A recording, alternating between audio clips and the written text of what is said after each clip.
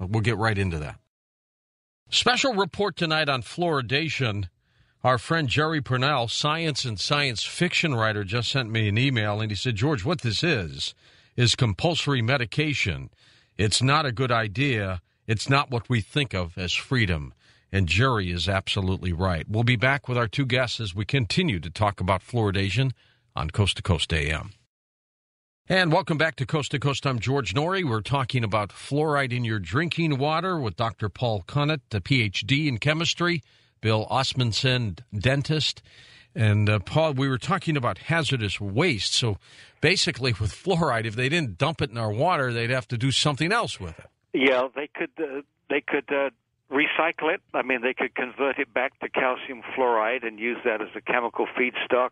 They've suggested that they might be able to use it in making cement. That's one other possibility. But all of this wouldn't make them as much money as they get for this very easy giveaway product to the public water supply. You know, my friend Jerry Purnell, the science writer and science fiction writer, just mentioned me in this email that this is compulsory medication. They are forcing us to take medication. And he also went on to write, what happens if they want us to take other things and put it in our drinking water? When does it stop, Paul? Yeah, the government and the courts are very clear on that. It was Doe versus Rumsfeld, with the anthrax scare, where the court ruled even under emergency conditions of war, the government cannot force an individual to be medicated with a substance which has not been specifically approved for the purpose and manner it is intended.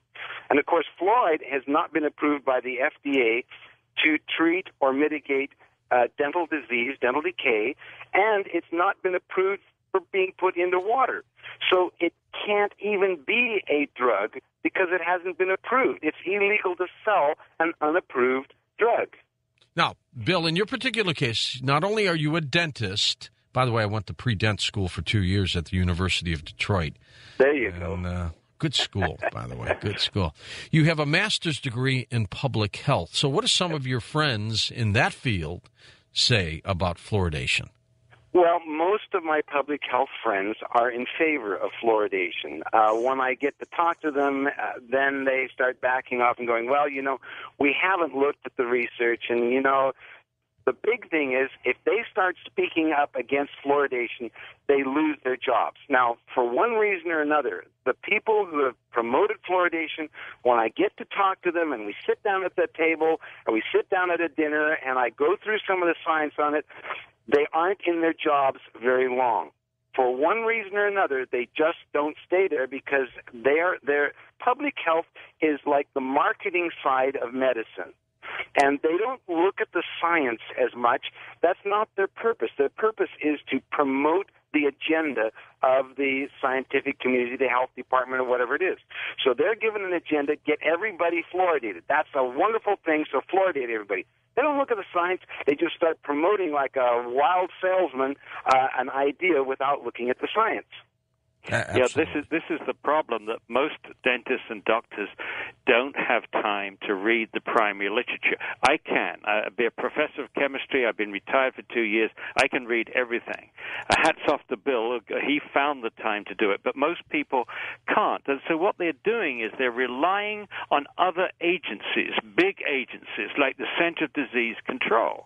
Now, every day somewhere in the world, somebody is quoting the Center of Disease Control as saying that fluoridation is one of the top 10 public health achievements of the 20th century. What people don't realize when they make that quote is that the Center of Disease Control only has one division involved with fluoridation, and that's the Oral Health Division. And the Oral Health Division is staffed with people with dental qualifications, not medical qualifications, not toxicologists, not risk analyzers, and their job is to promote fluoridation. They'll even send people out to support mandatory fluoridation in states on a statewide basis. They did that in New Jersey, in Arkansas, in Oregon a few years ago. And so they've got a conflict of interest. This division, which you would think, at being the Center of Disease Control, would be able to make the ultimate judgment on whether this chemical was safe or the health effects and so on. No, they are promoting fluoridation.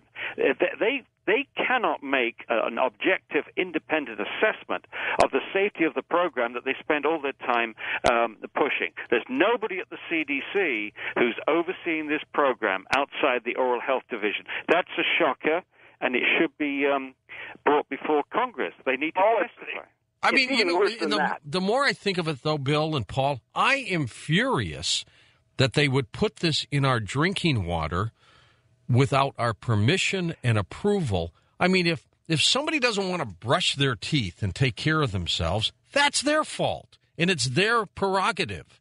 And then for government to put this in for whatever reason, I think it's almost negligent. You know, there's a court case down in Florida where a gentleman felt exactly the same way as you do, George, and he took it to court.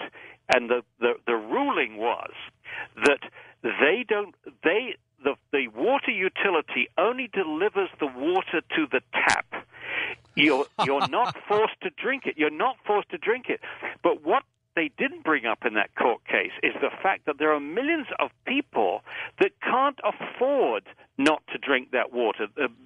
People from low-income families cannot afford bottled water, reverse osmosis, and the other ways that we have of avoiding this stuff, at least for drinking and cooking. Poor people are trapped by this, and what makes this really pernicious is that not only are poor people trapped, but they are more vulnerable to fluoride's toxicity, because we know that fluoride is worse for people with poor nutrition. And the way you're going to find poor nutrition in the United States is families of low income. So you've trapped them, right, and you've made it worse for those kids. And certain races have it worse. Yeah, it's unbelievable. Yeah. Okay, what's the downside? There's a lot of different issues we're going to talk about tonight in the 3 hours that we've got you here. What is the downside of fluoride? What does it do to us? Well, how does it harm us? The risks you're talking about is huge. Let me give you two things. Right. Sorry, Bill, do you want to do this? And you two jump in Paul, anytime you want. Go ahead, Paul, and you do two, and I'll do two. Okay. I'll do two things. Number one, 50% of all the fluoride that you take into your body every day, whether it comes from toothpaste or water, pesticide residues on fruit and so on, 50% is excreted by the kidney, and the rest concentrates in the bones. So steadily over your lifetime, the fluoride in your bones is getting more and more concentrated. The first symptoms of fluoride poisoning are identical to arthritis. We have 68 million Americans with arthritis.